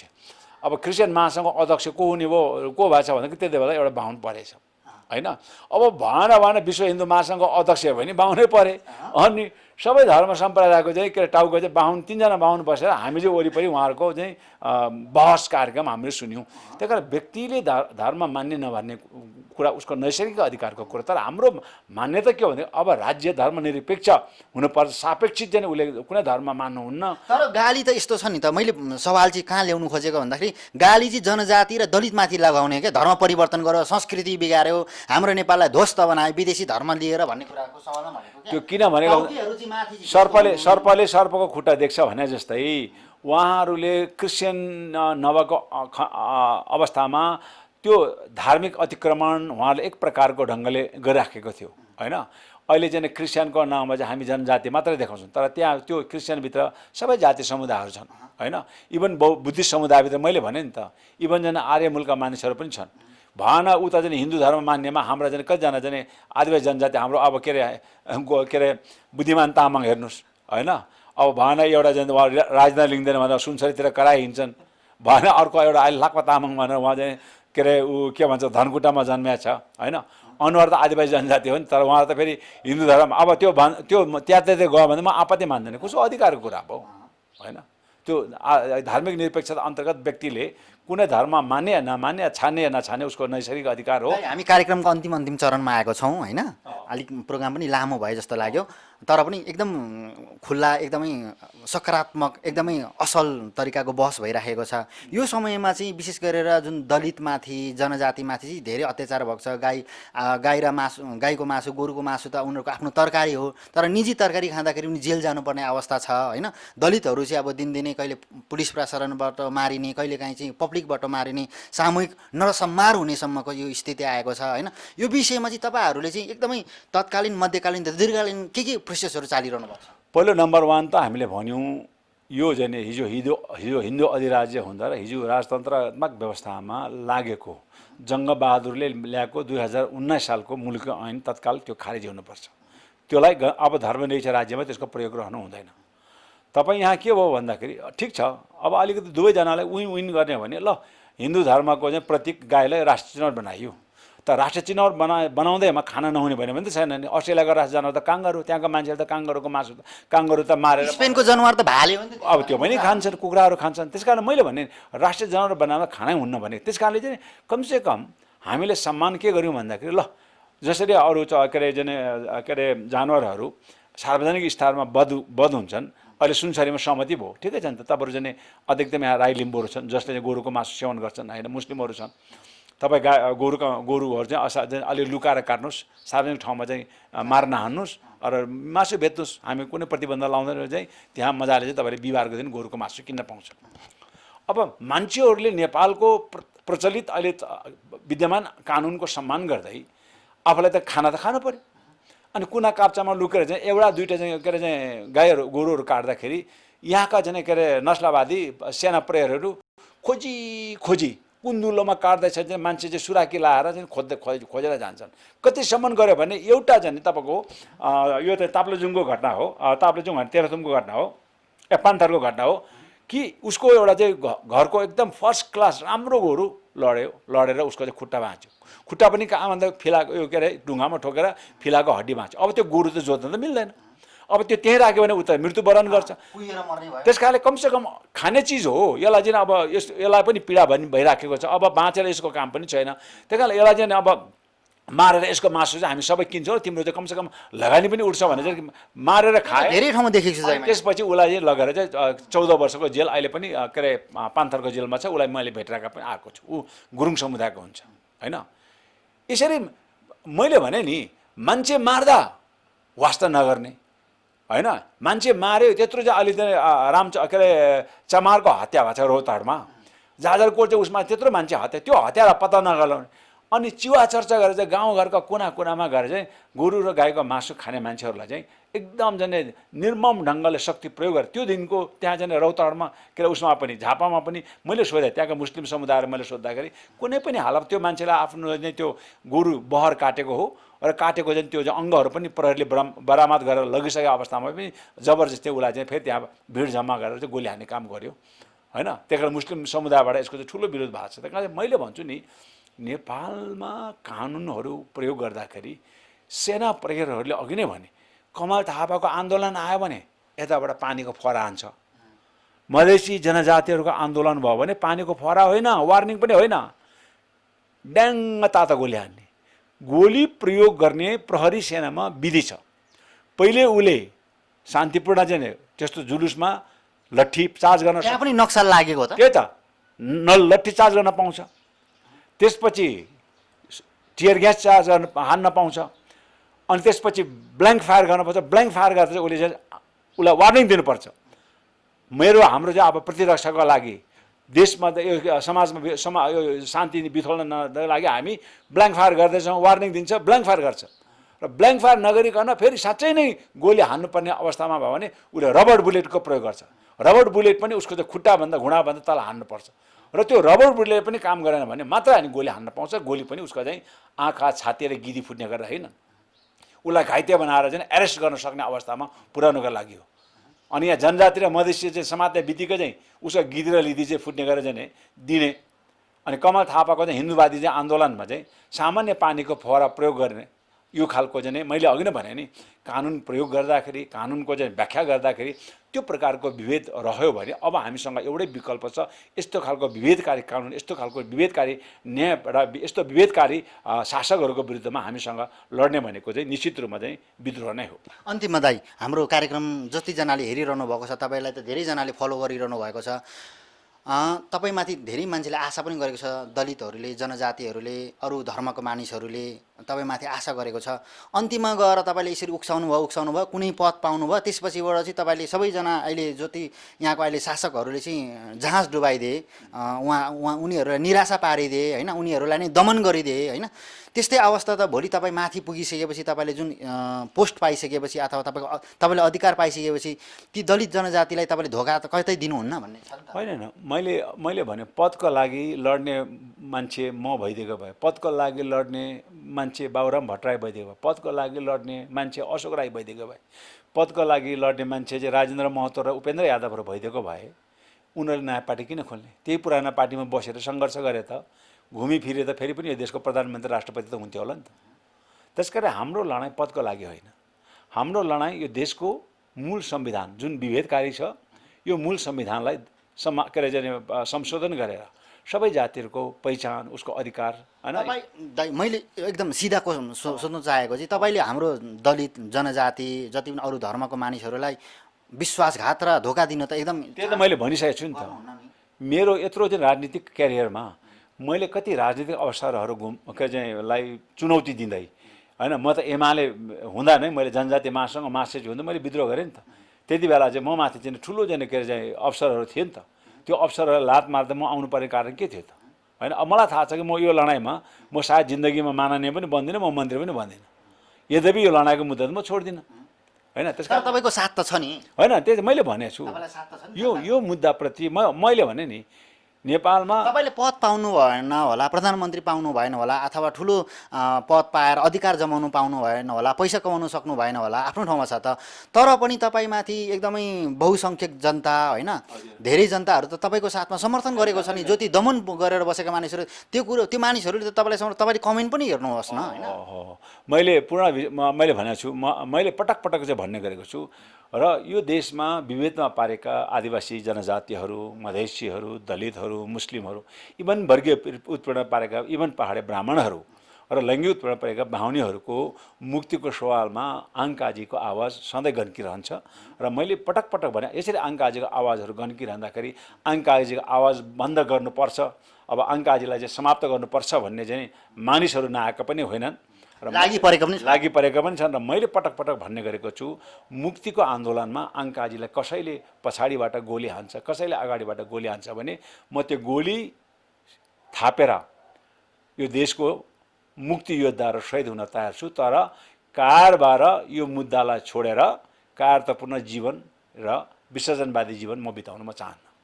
जतिजना हाम्रो दाजुभाइ दिदीबहिनीहरू आदिवासी जनजाति होइन, मङ्गोल अथवा जेसुकै भने पनि दलितहरू जति पनि दमनमा परेको व्यक्तिहरू छन्, जो निराशा छन्, जो चाहिँ न्याय पाएको छैनन्, ती व्यक्तिहरूलाई अन्तमा तपाईँ हजुरले के भन्न चाहनुहुन्छ जसले तपाईँलाई हेरिराखेको छ? सबैलाई मेरो सन्देश के हो भन्दाखेरि अन्याय गर्नु पाप हो र त्यो अन्यायलाई सहनु महापाप हो। त्यस कारण यो देशका शासकहरू त पाप मात्रै गरे र हामीले त्यो शासक विरुद्धमा अहिलेसम्म विद्रोह नगर्दाखेरि हामी महापापी भए। त्यस कारणले मैले पटक पटक भन्ने गरेको छु, पढाइ बिग्रे 1 वर्ष फेल होला, खेतीपाती बिग्रे 1 वर्ष खान नपाउँला, व्यापार बिग्रे 1 वर्ष नोक्सान पर्ला, तर राजनीति भन्ने कुरा बिर्सियो भने अर्को 500 वर्ष दुःख पाउँछ भन्ने बुढापुर्खाको उखानलाई आत्मसात गर्दै प्रत्येकजना जाति समुदायहरूले होइन, त्यो इभन मलाई म त आजै आदिवासी जनजाति दलित मुस्लिमको लागि त म त्यसै पनि लड्ने भएँ।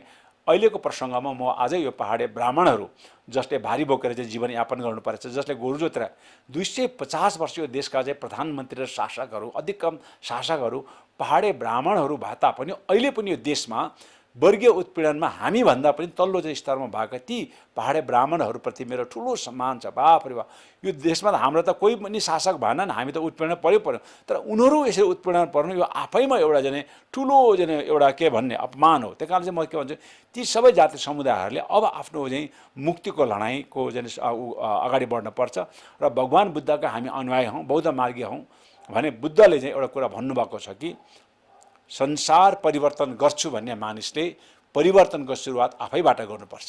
त्यस कारणले मैले पटक पटक भन्ने गरेको छु कि दमनको विरुद्ध हामीले विद्रोह गर्नुपर्छ अनि हाम्रो आवाज उठाउनुपर्छ र त्यो अर्कालाई अर्थी दिने भन्दा पनि त्यो विद्रोहको सुरुवात तपाईँ आफैले गर्नुपर्छ। र म विद्रोही भएर अहिले तपाईँहरूको बिचमा छु र मेरो विद्रोही स्वभाव र मेरो विद्रोही व्यवहारले तपाईँहरूमा पनि आफ्नो चाहिँ अधिकारको लागि चाहिँ एउटा विद्रोहको चाहिँ ऊर्जा थप्नेछ भन्ने मेरो पूर्ण विश्वास छ। यही विश्वासका साथ म तपाईँहरूबाट त बिदा हुन चाहन्छु। सङ्घीय अभिवादन। जय मातृभूमि।